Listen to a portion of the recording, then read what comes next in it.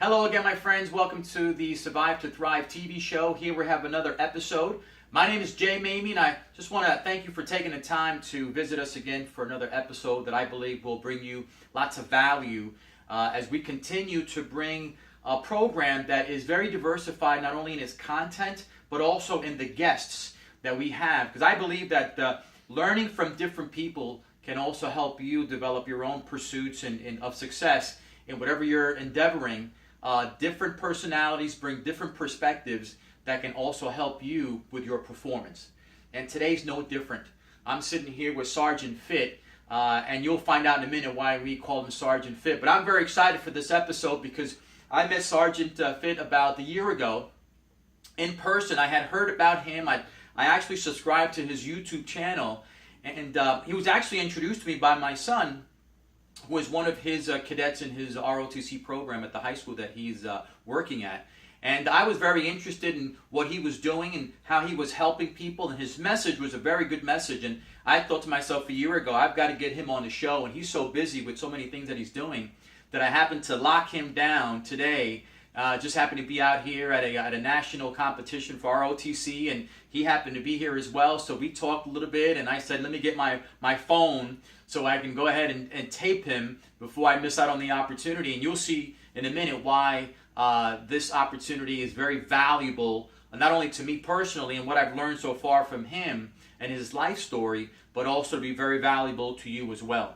So guys, I want you to help me welcome Sergeant Fit. The one thing that's impressive about him as I'm learning more about him, we have similar things in common. We both have been involved in a lifelong pursuit of fitness and fitness excellence and health excellence. And he's going to share a little bit about his story. But as I've gotten a chance to know him, he has been competitive in bodybuilding, powerlifting, martial arts. And what impressed me the most about him is his years of dedication, years of service, not only in the Air Force, but also in helping young adults really prepare for life as part of an ROTC program. And now recently he's launched his own YouTube channel, the Sergeant Fit YouTube channel, to continue to provide that dedication to serve in a different capacity, teaching health concepts and fitness concepts. But what really impressed me most about him was he's in his mid-60s, and he was sharing with me that he's getting ready to compete in a bodybuilding competition. I thought that was pretty awesome. I've thought about competing again myself in the next couple of years, but when he mentioned that he's about to compete, he's got a 16-week program, 16 weeks out from competition, and I knew right away he knew what he was talking about, because as you prepare for a competition, you normally start 16 weeks out, so I knew that he was serious about it. And as I got a chance to talk to him, what's more amazing, he's got all sorts of aches and pains, his knees busted, his shoulders busted, his hands busted. His hamstring has been busted for about 16 years. But it doesn't stop him from working out and cycling. And you'll get a chance to see, as I share with you, his current pre-bodybuilding pictures. When most guys or most people are getting ready to call it in and cash their chips in and thinking about retiring in the mid-60s, he's not slowing down. He's getting ready to compete in bodybuilding. So I wanted to bring you someone that I think has tremendous years of value, and he's going to continue to do that with his channel. And guys, I'm very excited to introduce you, Sergeant Fit. Sergeant Fit, I'd like for you to share your story with our viewers, because you've got quite a story. Wow, okay, that's quite an intro right there. Well, I guess to really explain my story, you have to look at the two main influences that kind of steered me into fitness. And you would think that they're not related, but they actually do connect. The first one I remember as a young kid growing up in the early 60s, Steve Reeves, Hercules Unchained. My dad took me to that movie. And I guess that was the first time I actually saw a real bodybuilder, because back then you didn't see him on TV. I mean, we only had 3 channels. And they didn't have any bodybuilding contests that were being televised. And I was always a fan of weightlifting. I used to watch the Olympics, and every 4 years, always watch the Olympics. The triathletes, all these guys really impressed me. But Steve Reeves, that was really something. The other person that really influenced me, and this is going to be kind of weird, you might not even know this guy. His name is Jack Webb. Have you ever heard of him? No, never heard of him. All right. Jack Webb starred in a movie called The D.I. And I believe he actually directed the movie. but he grew to fame on old time radio. Okay. Before we had TV, and I used to listen to the radio programs because they were still broadcasting through the late 50s and early 60s before they finally shut down. He created and produced a show called Dragnet. I don't know. I've heard of Dragnet, sure. Jack Webb and Dragnet. Okay, that's it. And he did this movie called The DI. I believe it came out in 1954, and I was up late one night watching TV as a young kid, and I saw it. It's all about this drill instructor in the Marine Corps.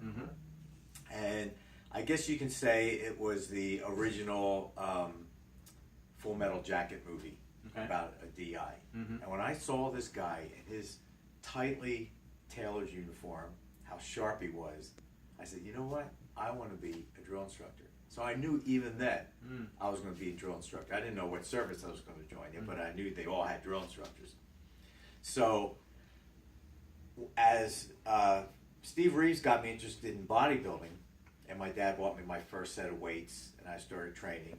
When I hit 17, I got permission to join the Air Force. I was a senior in high school, and I left when I was 18 in September. I had to wait for my job to come up.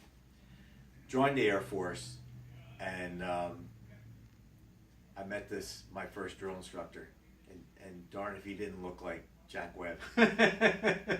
I looked at this guy and go, this is just like Hollywood. This guy was so sharp, and he only had 2 stripes. He was one of the really young drill instructors at the time. In the Air Force, we call them military training instructors, MTIs or TIs for short. So it's like, I want to be that guy. This is the guy I want to be. So long story short, I became an Air Force drill instructor. Now, being in uniform, this is how it ties into the fitness aspect. You have to maintain weight standards. So the easiest way to do that is to train. So my love of training weights, and plus I was before I became a drill instructor, I was an Air Force firefighter, and I talked our fire department into putting a gym in the fire department. So I was training there. I was training the base gym, and that's when I decided, you know what? I'm a competitive guy, let's do powerlifting. So I started doing powerlifting. But as I got bigger and my interest in bodybuilding grew even more, I mean, we were reading all the magazines, Arnold, and Frank Zane and all that. We even got our money together, went up to a professional bodybuilding meet, an IFBB meet up in Montreal, Canada, and I got to meet all those guys in person. Wow. Arnold was the first guy I met. When we got in the hotel, he was coming out of the restaurant. I just went right up to him, put up my hand to shake, and he walked by me like I wasn't there. And motivation. That's motivation. And guess who was walking right next to him talking to him? Who? Joe Weider himself. Oh, wow. And Joe Weider stopped in his tracks. Arnold kept on walking. Came up to me and apologized for what Arnold did. Wow. And even talked to me later on up in my floor by the room. He came out, he had the presidential suite.